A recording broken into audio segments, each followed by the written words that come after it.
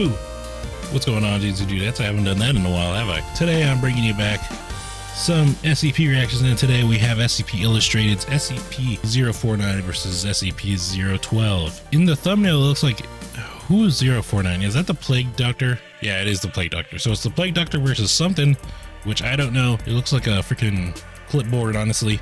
Who knows? But we're gonna find out. Let's get into it. Be sure to subscribe to, before we start, be sure to subscribe to SCP Illustrated. Let's get them to 1 million subscribers for producing this awesome content. I really want to watch this one. I want to know what the fuck it's about, because I know Dr. Bright, he's one of those like wacky scientists on the SCP Foundation, isn't he? Like he's always like doing weird experiments and like ordering random shit on Amazon and stuff. That's like all I know about him. I've actually watched a Vulcan video about him, I think once, a long time ago, before I even started YouTube, but I kind of forgot it. I should probably watch it again someday. But alrighty, let's get into this. The glare of the testing chamber lights gleamed off the razor in the doctor's hand. He studied it and mulled over an idea in his head. More than an idea, a command that he could not disobey. He had to cut himself. Laid out on a table in front of SCP-049 was a tattered piece of parchment with various musical notes scratched across it. The dull red hue of the scrawl was easily identified. It was a substance he was all too familiar with. Blood.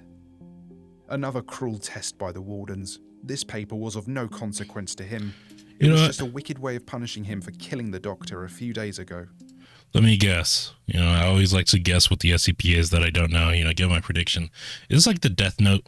Like if you write something on, like, I guess the Death Note kills people, but like, maybe like you write something on this and it just happens, if I had to guess. Or is it's like that one kid in Jujutsu Kaisen. It's like the purple man from Jessica Jones, except it doesn't talk. You got to write it and then they do whatever you say. That's my prediction. The tip of the scalpel sank into his glove. The leather parted as the blade glided down, a fresh stream running from the wound. The man clenched his fist, squeezing yet more of the blood across his fingers and palm. He leaned over and began inscribing more words into the parchment. Oh, maybe gotta use blood. That's the ink. SCP-049 completely disagreed with the warden's assessment. The other doctor had been infected with a great scourge humanity was blindingly ignorant to. The pestilence, an unknown and unseen affliction that he alone was both blessed and cursed with ridding humanity of. He stepped back from the paper. Several new lines of red text accompanied the old, but it was not enough. The voice in his head screamed for more blood. When the wound in his hand ran dry, he instead began slowly gliding the blade past his wrist and angling the tip just after it. He could feel the razor pressing against the robes that merged with his flesh. He took a breath and forced the blade deep into his arm. He dragged the blade back to the elbow. Fresh blood began to pour and spurt from the severed veins and arteries. He dipped his finger in and began writing more lines. What the hell is wrong with this man? He doubted that the man in front of him was a proper doctor. This prison was a professional establishment that surely conducted the most basic of checks. But this man's demeanor was not conducive to ridding the world of this disease. The man had claimed the burden to be hogwash, had claimed that SCP-049's earnest life's work was a sham. I mean, what true men of learning carried themselves with such childish attitudes?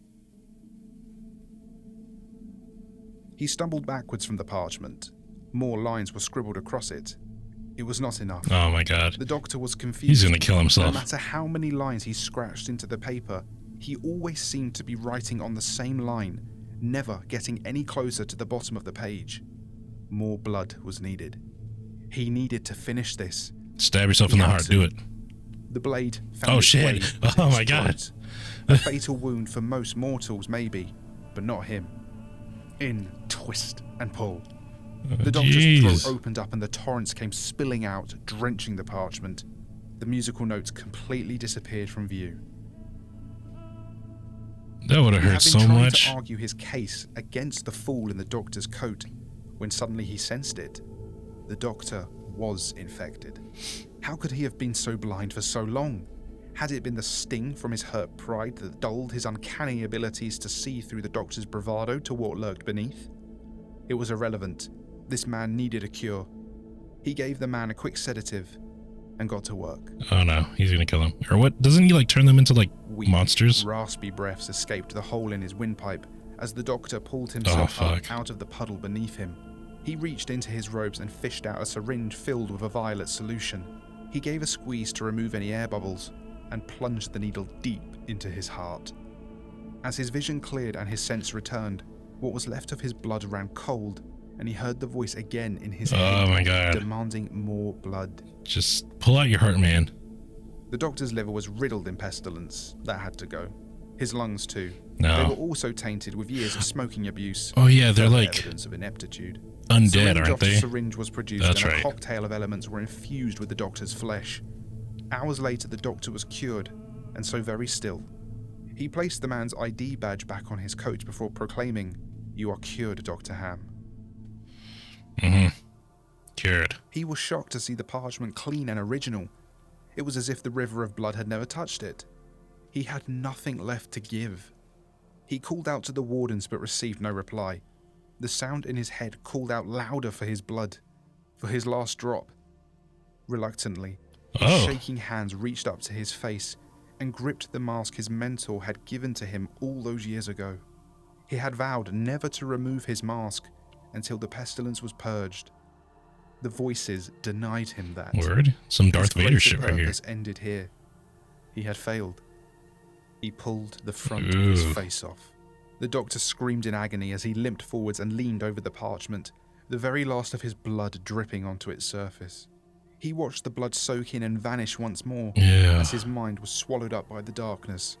As he fell to the floor, he realized it couldn't be finished. And then the darkness took him. Oh, he died? Okay, I gotta look up. That concludes this cross encounter between the Plague Doctor and SCP-12, the Composition 1. I hope you enjoyed this video. This is the first in a new ongoing series of SCP versus SCP. Oh, These this are all is this guy's custom-made stories Patreon. by myself. You won't find this content anywhere else, so make sure you check back often for new cross encounters. Comment below That's what cool. SCPs you want to see fight, and your suggestion might just get chosen. So he makes these stories himself. SCP-012. I want to say I reacted to this one, but I'm not entirely sure actually. So it's a piece of sheet music that turns you crazy. And it looks like it got the dub on old Plague Doctor man here. Is he really dead though? I thought he couldn't die. Like I thought that's why he's like a Keter class or whatever.